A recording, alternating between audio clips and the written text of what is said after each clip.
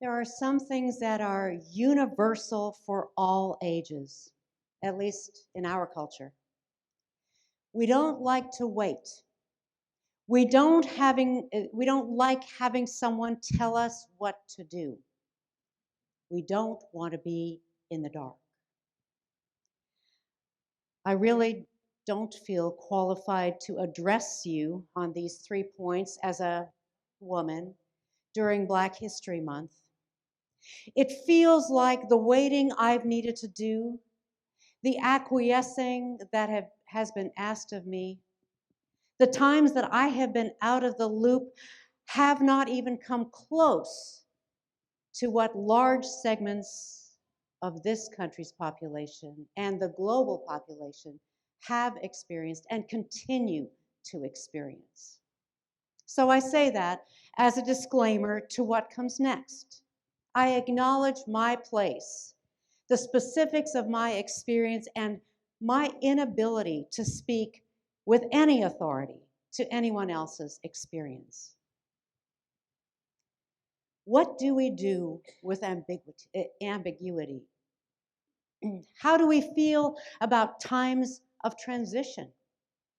Are general promises that really aren't a roadmap for anything sufficient to put our hearts and minds at ease in the present moment? The text from Genesis 12, which Steve read, is sparse on detail and abundant in directives and movement. God commands Abram to leave the place and everything he has ever known. Specific directive. After calling Abram to uproot his entire household, God leaves the destination unclear, sparse on detail. God promises to make Abram a great nation, promises that Abram will be respected and be a blessing to others. Sparse on detail, considering that all of those are nebulous terms. God goes on to elaborate, even if not to illuminate. I will bless those who bless you. Those who curse you, I will curse. And all the families of the earth will be blessed because of you.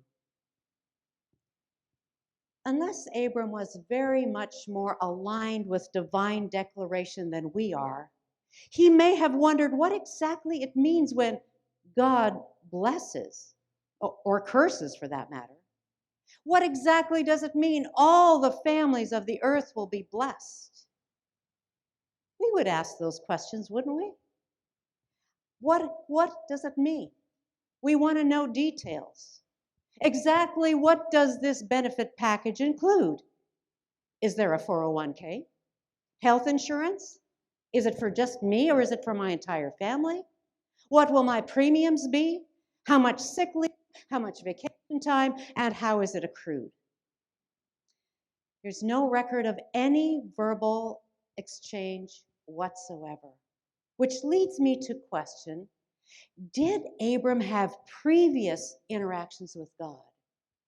Or was this a cold call, so to speak? Would Abram not have asked for clarification? And what contributed to Abram's quick acquiescence? We're not privy to that information. The very next verse in the text simply states that Abram did just as he was told. And not only he, but his wife Sarai, his nephew Lot, and all the members of their household. In a later text, we're told that Abram's father him too. And besides that, Abram was 75 years old at that time. I'm not sure why that detail was in there, but there you have it. So I put myself in Abram and Sarai's shoes. I quickly run up against my own resistance. Wait a minute. 75 years is a long time to build a household, collect innumerable possessions, build deep relationships, and become rather rooted.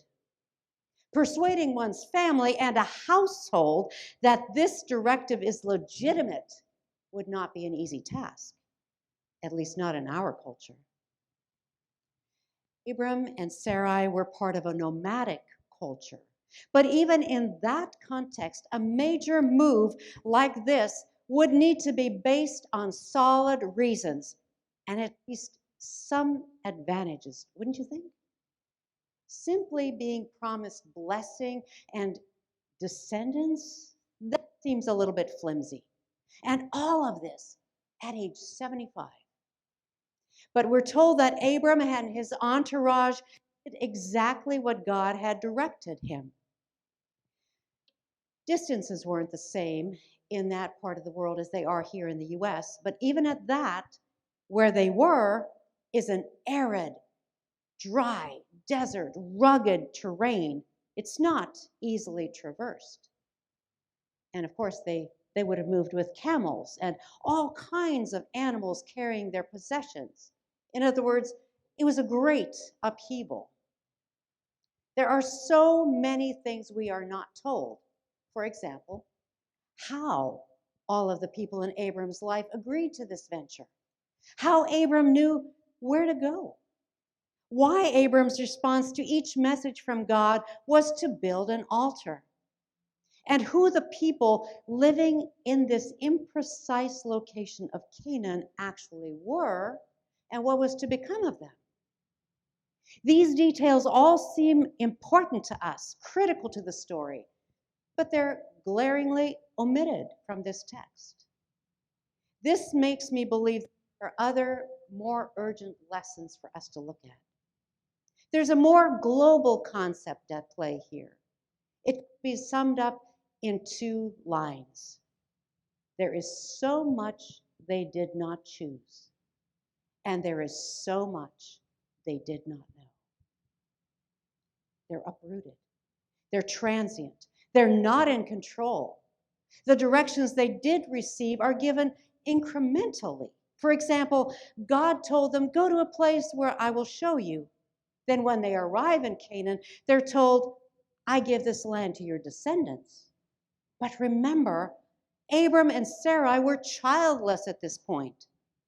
I imagine it's very difficult to think about descendants from a place of infertility, which is where they were. There is so much they did not choose. There is so much they did not know. When famine struck, they set out for Egypt, presumably in search of food. And there they live as immigrants. Did this direction come from God, or did they strike out on their own? We're not told. Being uprooted, transient, not in control, places one in a very unique situation. Last summer, Rod and I had conversations with 2 of our German friends. Both of them are university professors. One of them is the chair of the English Literary and Cultural Studies. And she spoke of a new research project on the swamp. Yes, you heard that correctly. The swamp, specifically about literature that is set around or that speaks of swamp lands. Well, that intrigued me, so I asked her to elaborate on that. The ecotone, or the region of transition between 2 biological communities, is filled with plant and animal life that is unique to that space. It is one of the richest ecosystems in nature, and as such, it provides rich literary elements from which to draw and to research. I can't wait for some of her research to surface. But I extrapolate from this. If an ecotone, this transitional region, is so rich in natural diversity, would a transitional liminal space in life not also hold comparable uniqueness? Unique experiences, abundant opportunities, rich insights, and so much more. It is truly a place of no longer and not yet. Literally, in nature, it is not land and it is not water. It is swamp. In our life experience, it is not who we've been, but it is also not where we're headed. It is a spiritual and a psychological ecotone of the soul.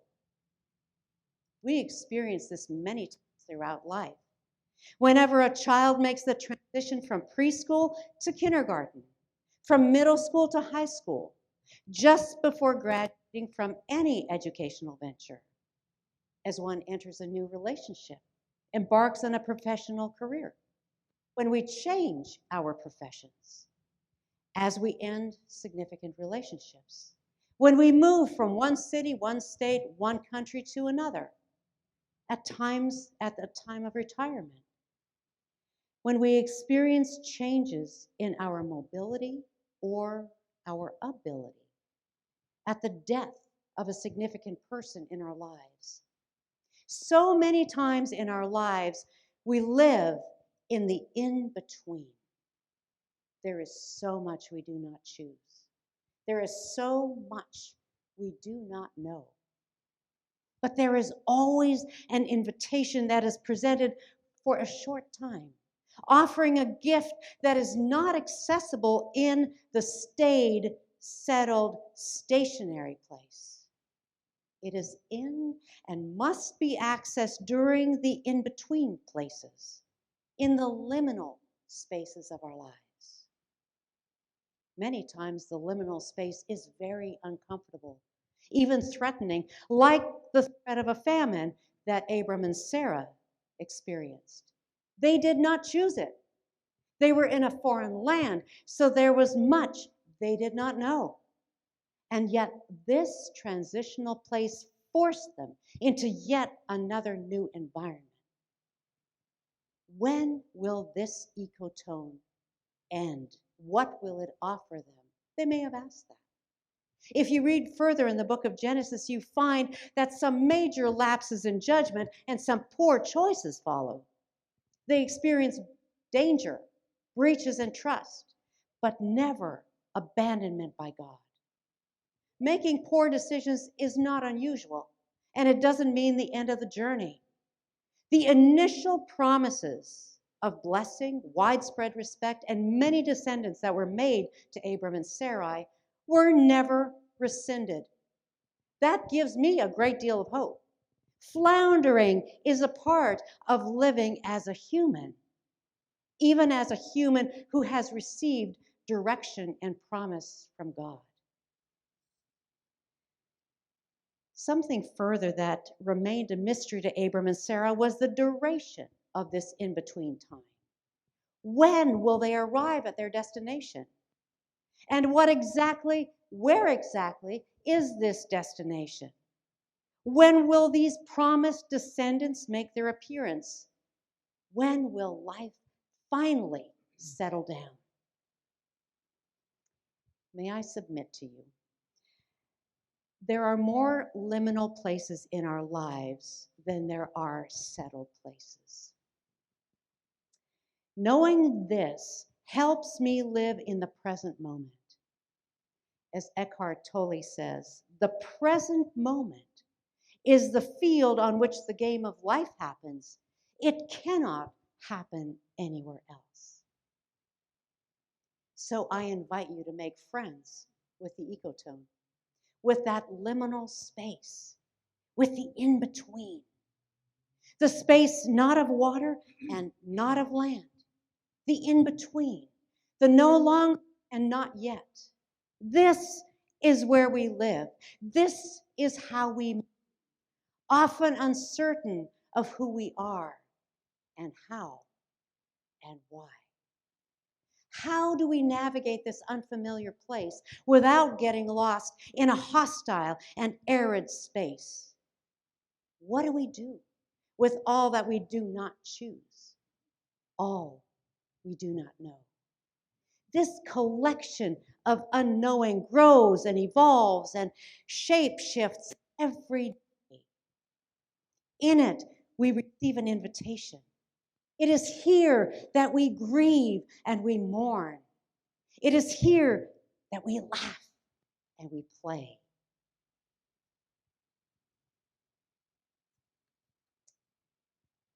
Yet, there are some universals for all ages, at least in our culture.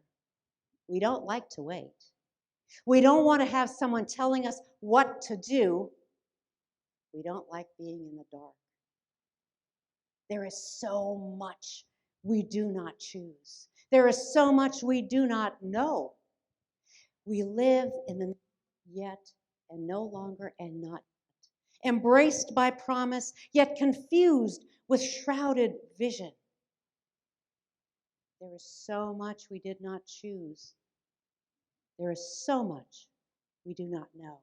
And yet, the God of Abram and Sarai lives in the ecotone and in the arid plain, in the famine and amidst human pain. We are not the ones we were at the outset. We are not yet the ones who have arrived, which is why this ecotone, this in-between, fits us so well. It is good. We are and will remain blessed. It is so.